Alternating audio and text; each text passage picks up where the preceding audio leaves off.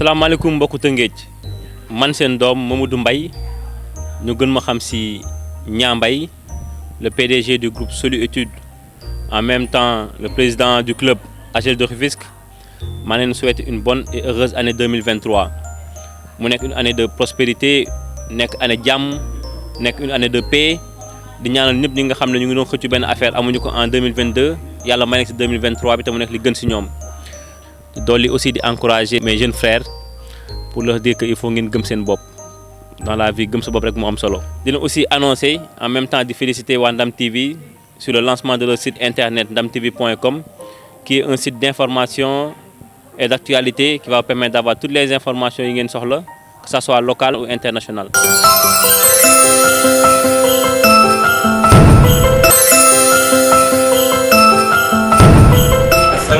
Au Sénégal à travers Ndam TV maa ngi souhaiter à toute la population sénégalaise, africaine et au monde entier une bonne et heureuse année 2023 yàlla dafa ñu atum barke atum naatanga atum wërsëg atum wér ak wérle ak lu bare ñu def suñu poste te mu jig ñu te ñu tal ko ci barke Seydina Muhammad sallallahu alayhi wa sallam. Ndam TV doomu Tëngéej man doomu Tëngéej laa et je suis fier d'être Rufisquois. amuñu lépp Tëngéej amu lépp Tëngéej en tout cas donc à travers Ndam TV qui émet depuis Kër Kaw maa ngi souhaiter une bonne et heureuse année à toute la population de Rufisque.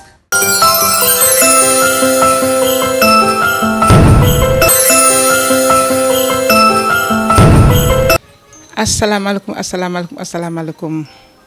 mbokku Sénégal mbokku àddina waa diaspora waa Tëngéej maa ngi leen di nuyu di leen ziare. di jox kenn ku nekk wàccuwaayam kii di wax ak yéen nag seen xarit la seen mbokk seen dëkkandoo seen doomi ndey di actrice di Marème Niang ñu gën ko xam ci mère Thiaba mère Diagne mère Diop noonu la ma tuddee baax na macha allah maa ngi leen di nuyu di leen ziar yéen ñëpp. dikk rek nag ci li nga xam ne mooy xew-xewu jamono muy at mu bees mi nga xam ne ñu ko fas yéenee dugg ma leen di souhaiter une très bonne heureuse année. ndax di ñaan année jàmm année wér année teraanga année sutura ñe fekketal kenn bañ a manqué 2023 bii di ñëw ñu ngi tàllal yàlla loxo di ko ñaan lépp saawaan baawaan te lépp ànd ak wér ñu leen di souhaiter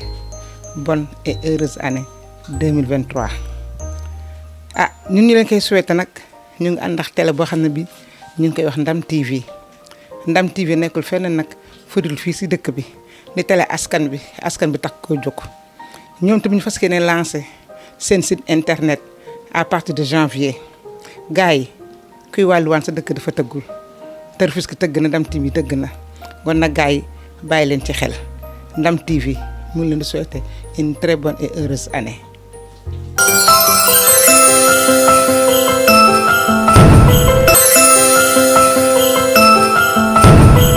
salaamaaleykum Sénégal salaamaaleykum waa adduna bi yëpp salaamaaleykum waa Rufisque ak département bi yëpp man la Gorgui Ndiaye seen xarit alias Go maa jàkkaarloog yéen fii ci établissement Serigne Saliou Fall di kontaan nag di jàkkaarloog yéen mais di leen baalu àq di leen baal àq di leen ñaanal yàlla kenn ku nekk li nga gën a bëgg ci sa xol yàlla na ko yàlla def ci barke Seydina Mohamed at mu bees mii ñuy dugg nag. lépp luy xéewal yàlla na ko yàlla defal yàlla nañ ko fekkee yàlla nañ ko tal yàlla na dàq at mi nu jógee ci barke Seydina Mohamed am nag benn bijou boo xamante ni nag dañ ko am ndax kuy wàlliyaan sa dëkk dafa tëggul ñu am nag benn bijou boo xamante ni Ndam TV lañ koy woowee ku bëgg ndam ku nekk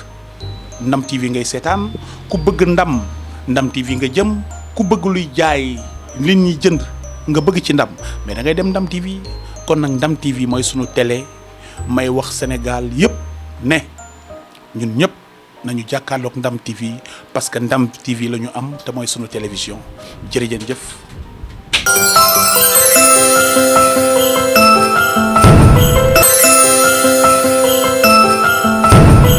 Voilà, bonsoir chers amis, chers internautes, population de Rufisque, population de Rufisque Est. Monsieur le maire Elimane Sakho Sembène, pour vous souhaiter mes meilleurs vœux de fin d'année 2022 mais aussi pour une bonne et heureuse année 2023. L'occasion pour moi aussi de féliciter, d'encourager tout le personnel qui s'active autour de Ndam TV, que nous connaissons une télévision dans le net, qui va bientôt ouvrir un site à la fin de cette année-là, 2022, finissante. Le souhaiter bonne réussite dans cette nouvelle aventure. Nous les savons très dégourdis, donc avec toute l'équipe qui encadre, sinon qui travaille dans Ndam TV, nous vous souhaitons en tout cas pleine réussite dans cette nouvelle aventure-là, comme j'ai dit tantôt, de l'ouverture de votre site internet Ndam TV. Souhaiter plein succès à la presse locale de Rufisque, que nous savons également très engagée, très dynamique dans son travail. La presse parlée comme la presse télévisée, de même que la presse en ligne. Tous sont des acteurs qui sont sur le terrain de jour comme de nuit pour recueillir les informations et les partager aussi avec les populations. Que nous les remercions vivement pour le travail qu'ils ne cessent de mener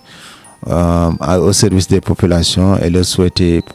réussite également dans leur mission, dans leur travail.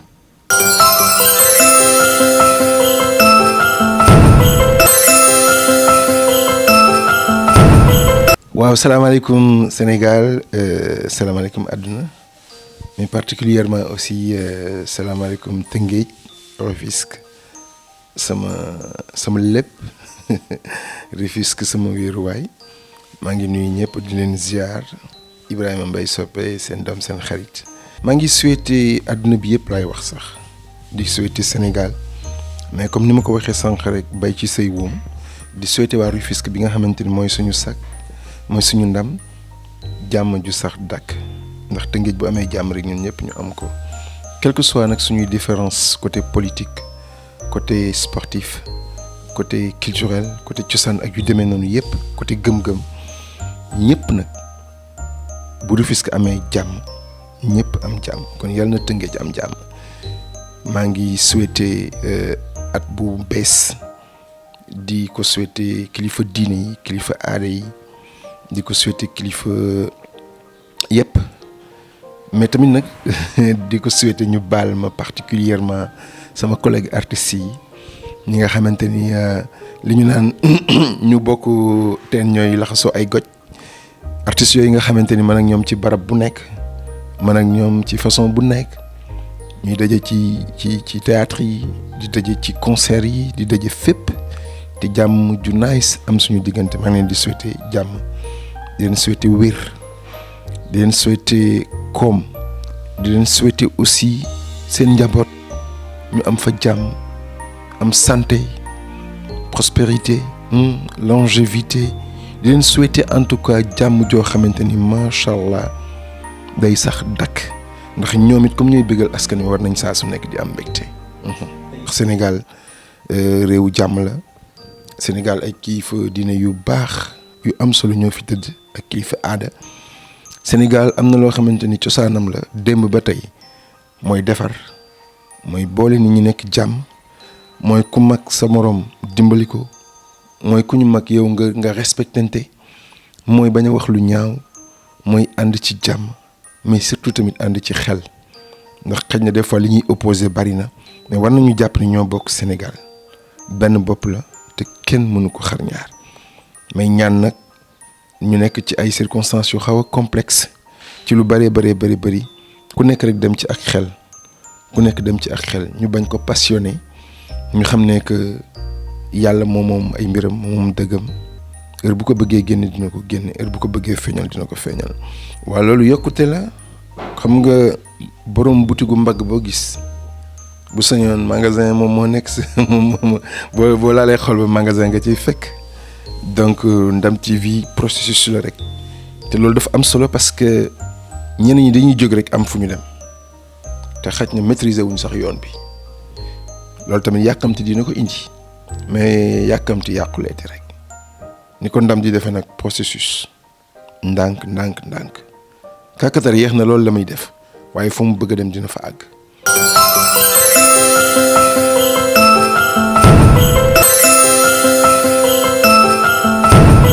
waaw auzu billaahi mina shaytaani rajiim bismillaahi rahmaani rahiim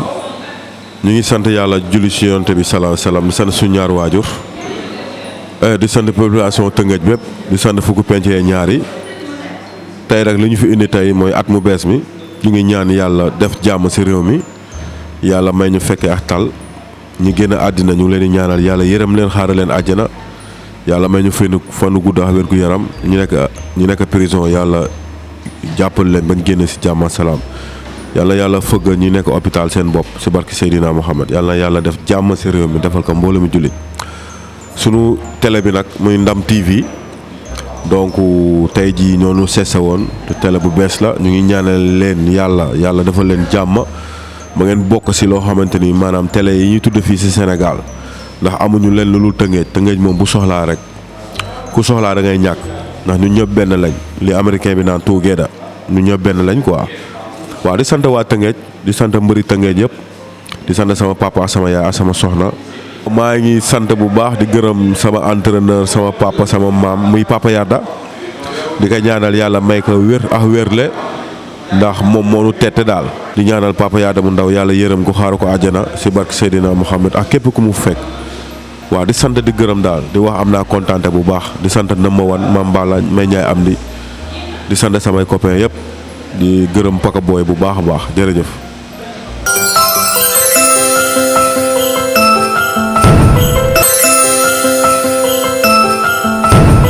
salaamaaleykum man la Peuple Seux aka The Ghost Writer Peuple Seux Paul Pissati Sagna doomu Dangu doomu Tëngéej artiste compositeur directeur du label Sunu Kaddu Record coordonnateur de l'association Tëngéej Hip Hop bi dégale les acteurs culturels du département de Rufisque en résumé doomu Tëngéej voilà dama koy wax à chaque fois amuñu feneen dem nañ fu ne gis nañ lu ne waaye fii moo ñu gënal fépp donc di ñaanal ñëpp at mi ñuy dugg nekk atum ndam nekk atum mbégte nekk atum jàmm nekk atum santé nekk atum yokkute nekk atum koom-koom nekk atum xéewal ndax dañ koo soxla man damaa bokk si ñi gëm ne 2023 atu Tëngéej la war a nekk ndax fu nekk nii soo demee secteur bu nekk ñu ngi wàcc ñu ngi préparé ñu ngi defaru parce que foofu lañ toll sama benn waay bu tudd Snow bi daf ne ma suñu booloowee kenn xajuñu ci kaw kenn attaluñu ay lébu lañ xam nañ suñu bopp xam nañ fa ñu jógee dama koy wax sama musique à chaque fois li ma doon du laru sama ko jàngal Dangu laa dëkk juddoo yaroo màggee xam dëkk bi donc suñu dëkk bi dëkku ndam la dëkku aada la dëkku cosaan la dëkku xam-xam la dëkku diine la te loolu foog ñu wane ko te on a une population très jeune am nañ ay ndaw yoo xam ne maanaam ku leen buux ku leen may loxo ku leen wan yoon rek la ñuy xaar donc 2023 dafa war a nekk at mi nga xam ne waa Tëngéej yëpp dañuy joxante loxo pour un seul but ñu jël les colorations politiques ñu jël les colorations religieuses ak lu ne ñu teg ko fële ñu booloo ci benn maître mot mooy Tëngéej bu bees ñu wane suñu bopp mayante doole dama koy wax suñu jinax sax su jógee war naa mën a défier gaynde jàmbur te bés bu ñu mayantee loxo loolu war naa mën a nekk te pour man loolu mooy objectif bi donc di ñaanal ñëpp spécialement di def un shout out à Ndam TV ndax duñ koo soxla suñu paysage médiatique dafa war a màgg te c'est fait par des jeunes de notre ville pour notre ville léegi ñu war a dem au niveau national bu njëkk ci ay réseaux sociaux la woon mais léegi am nañ seen plateforme bopp ñu leen siy féliciter di leen ñaanal mu yaatu dem fépp comme je le dis souvent impossible n'est pas sénégalais mais aussi impossible n'est pas rufisquois suñu joxantee loxo le maître mot sera ndam Tëngéej bu bees Peuple Seux The Ghost Writer waaw 2023 yàlla na dàqaat ci romb yëpp macha allah.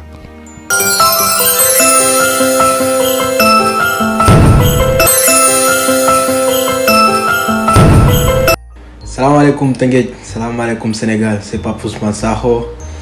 de Simba Sport Club du doomu Tëngéej doomu Sénégal.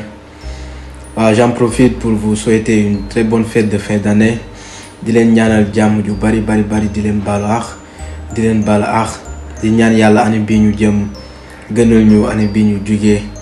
di wax ne kontaan naa ci taxaw bi ci ñaan yi yal nañu yàlla may jàmm ju bari yokk xéwal gi yokk man-man bi yokk jàmm ji incha allah yàlla gën ñu boole ci jàmm di leen wax ne kontaan naa trop ci ñaan yi ci taxaw bi. yàlla ñu yàlla taxaw yàlla defal ñu ndam di leen wax ne ñu ñaanal bu baax sunu télé bi di Ndam TV di leen wax ne maa ngi leen di ñaanal bu baax a baax fi ngeen bëgg eggal télé bi yàlla na ko yàlla eggal ci jàmm ba li ngeen ñi séntu ci télé bi yàlla defal leen ko maa leen di bëgge bu baax Ndam TV jaajëf.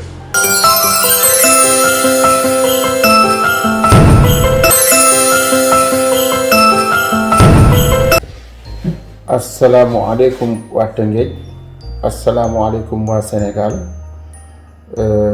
docteur Babacar Ndiaye Amdou Diouf chirurgien dentiste fii ci Tëngéej maay profité ci passage yu Ndam TV bi pour présenter à toutes et à tous mes vœux les meilleurs à l'entame de cette année 2023. Que cette année soit pour nous, pour vous, une année de paix, une année de prospérité, une année de stabilité, une année de communion,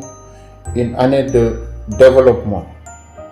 Que la paix nous accompagne tout au long de cette année et bien au-delà.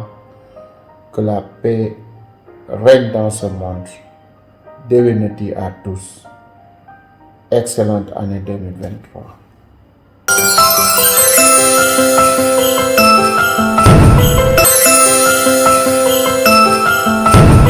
Tom Gueye, président du conseil d'administration IPM MSE. Alors IPM MSE moom assurance maladie la boo xam ne dafa inter entreprise di lënkale ay bërëbu liggéeyukaay yu bari di leen yor ci seen wàllu faju ak wàllu faju njabootu travailleurs yi ñu ngi ko démarré en 2020 boobu ba tey entreprise yu bari ñu ngi jokkoo ak ñun partout au Sénégal. ñu am aussi ay convention ak ay structures hospitalières et pharmaceutiques ci Sénégal yëpp signé ko ak ñoom pour mën a yombalal ba pare woyofal paju mi ci sunu travailleurs yi ak seen njaboot fépp fu ñu mën a nekk ci Sénégal ci loolu nag at mi nga xam ne moom la ñuy dëgmal di ñaan yàlla yegg ci fekk ko te tal ko. ñu ci souhaité Rufisquois yëpp ak Sénégalais yëpp d'ailleurs atum naataange atu jàmm ak atu salaam 2024 nekk daal at moo xam ne particulièrement développement bi nga xam ne moom la ñuy aspirer aajowoo ko ci ressources minières yi nga xam ne feeñ nañu ci Sénégal ñu ñaan yàlla mu am njeexital bu avantageux pour doomu réew mi yëpp ñàkk gi wàññeeku ndóol gi deñ ñëpp mën a jokkoo vraiment profiter ci ressources pétrolières ak gazières yi nga xam ne ñu ngi koy séntu boppa tey di ñaan yàlla mu jëriñ ñëpp.